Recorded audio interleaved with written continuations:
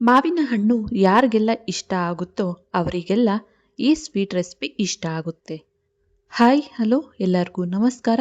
ಜ್ಯೋತಿ ಪಾಕಶಾಲೆಗೆ ತಮ್ಮೆಲ್ಲರಿಗೂ ಸ್ವಾಗತ. ಇಂದಿನ ವಿಡಿಯೋದಲ್ಲಿ ನಾನು ಮಾವಿನ ಹಣ್ಣನ್ನು ಬಳಸ್ಕೊಂಡು ಒಂದೊಳ್ಳೆ ಸ್ವೀಟ್ ರೆಸಿಪಿಯನ್ನು ನಿಮ್ಮೊಂದಿಗೆ ಶೇರ್ ಮಾಡ್ತಾ ಇದ್ದೇನೆ. ಮಾವಿನ ಹಣ್ಣು ಇಷ್ಟಪಡುವಂಥವರು ತಪ್ಪದೆ ಒಮ್ಮೆ ಈ ಸೀಸನ್ ಮುಗಿಯೋದ್ರೊಳಗೆ ಒಮ್ಮೆ ಈ ಸ್ವೀಟ್ ರೆಸಿಪಿನ ಟ್ರೈ ಮಾಡಿ ನೋಡಿ. ತುಂಬಾನೇ ರುಚಿಯಾಗಿರುತ್ತೆ. ಮಾವಿನ ಹಣ್ಣು ತಿಂದಷ್ಟೇ ರುಚಿ ಇರುತ್ತೆ ಈ ಸ್ವೀಟ್ ತಿನ್ಬೇಕಾದ್ರೆ.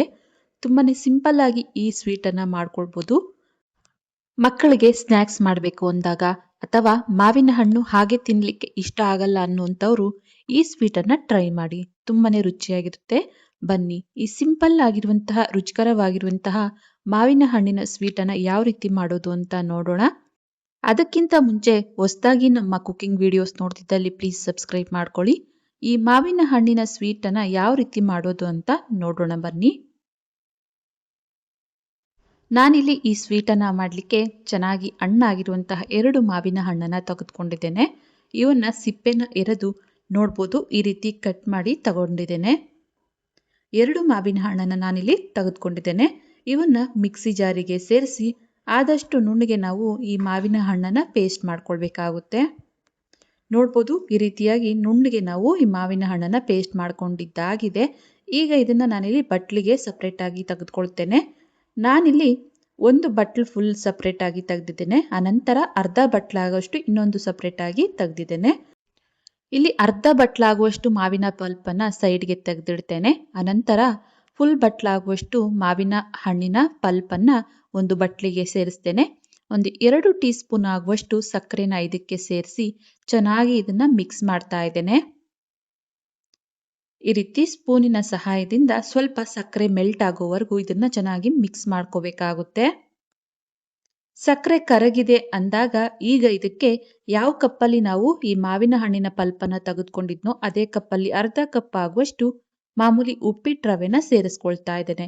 ಉಪ್ಪಿಟ್ಟು ರವೆನ ಸೇರಿಸಿ ಮತ್ತೆ ಇದೆಲ್ಲವನ್ನ ಚೆನ್ನಾಗಿ ಮಿಕ್ಸ್ ಮಾಡಬೇಕಾಗುತ್ತೆ.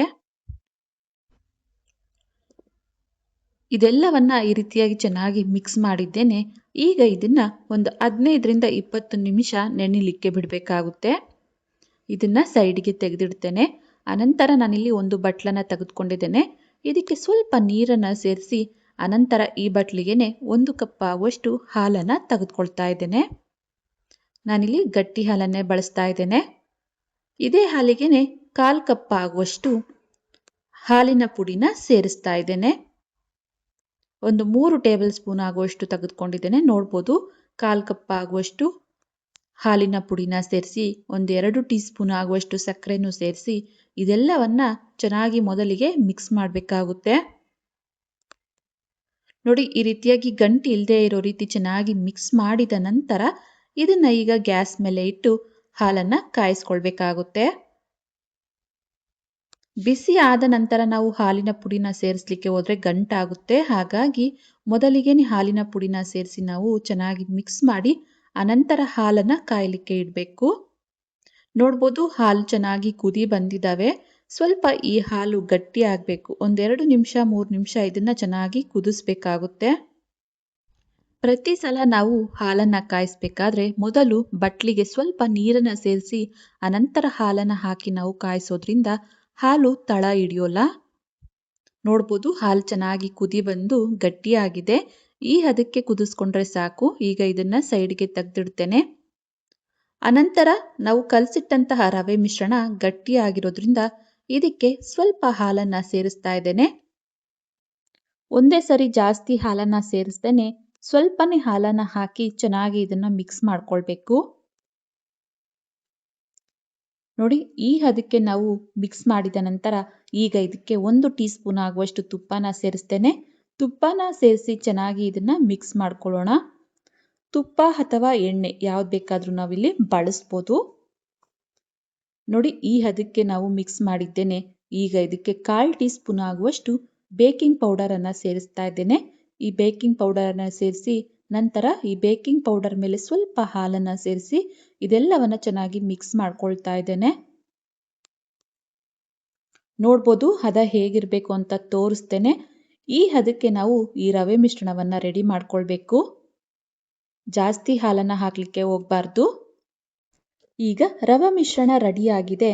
ಗ್ಯಾಸ್ ಮೇಲೆ ತವಾನ ಬಿಸಿ ಮಾಡಲಿಕ್ಕೆ ಇಟ್ಟಿದ್ದೆ. ತವಾಗೆ ಸ್ವಲ್ಪ ಎಣ್ಣೆನ ಈ ರೀತಿಯಾಗಿ ಸ್ಪ್ರೆಡ್ ಮಾಡಿ ಚಿಕ್ಕ ಸ್ಪೂನಿನಿಂದ ಈ ರೀತಿಯಾಗಿ ಚಿಕ್ಕ ಚಿಕ್ಕ ಪ್ಯಾನ್ ಕೇಕ್ ಟೈಪು ಆದಷ್ಟು ಚಿಕ್ಕದಾಗಿ ನಾವು ಇವನ್ನ ಹಾಕ್ಕೊಳ್ಬೇಕಾಗುತ್ತೆ. ನೋಡ್ಬೋದು, ನಾನು ಇಲ್ಲಿ ತೋರಿಸ್ತಾ ಇದ್ದೇನೆ ನೋಡಿ. ಈ ರೀತಿಯಾಗಿ ಸಣ್ಣ ಸಣ್ಣದಾಗಿ ನಾವು ಈ ಪ್ಯಾನ್ ಕೇಕ್ ಟೈಪಲ್ಲಿ ಇವನ್ನ ರೆಡಿ ಮಾಡ್ಕೊಳ್ಬೇಕು, ಹಾಕ್ಕೊಳ್ಬೇಕು. ಈ ತವ ಎಷ್ಟು ಹಿಡಿಯುತ್ತೋ ಅಷ್ಟನ್ನ ಈ ರೀತಿಯಾಗಿ ಪ್ಯಾನ್ ಕೇಕನ್ನು ಹಾಕ್ಕೊಳ್ಬೇಕಾಗುತ್ತೆ. ಎಲ್ಲವನ್ನ ಈ ರೀತಿಯಾಗಿ ಹಾಕಿದ ನಂತರ ಗ್ಯಾಸನ್ನು ಲೋ ಟು ಮೀಡಿಯಂ ಫ್ಲೇಮಲ್ಲೇ ಇಟ್ಟು ಇವನ್ನ ನಾವು ಬೇಯಿಸ್ಕೊಳ್ಬೇಕು. ನೋಡ್ಬೋದು, ಒಂದು ಕಡೆ ಚೆನ್ನಾಗಿ ಇದು ಬೆಂದಿದ್ದಾವೆ ಅಂದಾಗ ಈ ರೀತಿಯಾಗಿ ಟರ್ನ್ ಮಾಡ್ಕೊಳ್ತಾ ಎರಡು ಕಡೆ ಚೆನ್ನಾಗಿ ನಾವು ಇವನ್ನ ಬೇಯಿಸ್ಕೊಳ್ಬೇಕಾಗುತ್ತೆ. ನಾವಿಲ್ಲಿ ಈ ರವೆ ಮಿಶ್ರಣಕ್ಕೆ ಬೇಕಿಂಗ್ ಪೌಡರ್ ಅನ್ನ ಬಳಸಿರೋದ್ರಿಂದ ತುಂಬಾನೇ ಫ್ಲಫಿ ಆಗಿ ತುಂಬಾನೇ ಸಾಫ್ಟ್ ಆಗಿ ಬರ್ತವೆ ಈ ದೋಸೆ ಅಥವಾ ಪ್ಯಾನ್ ಕೇಕ್ ರೆಸಿಪಿ. ಇವು ಟರ್ನ್ ಮಾಡಿದ್ದೇನೆ ಲೋ ಟು ಮೀಡಿಯಂ ಉರಿಲಿ ಬೇಯಲಿಕ್ಕೆ ಬಿಡ್ತೇನೆ. ಅನಂತರ ನಾವು ಕಾಯಿಸಿರುವಂತಹ ಹಾಲು ನೋಡ್ಬೋದು ಫುಲ್ ತಣ್ಣಗಾಗಿದ್ದಾವೆ.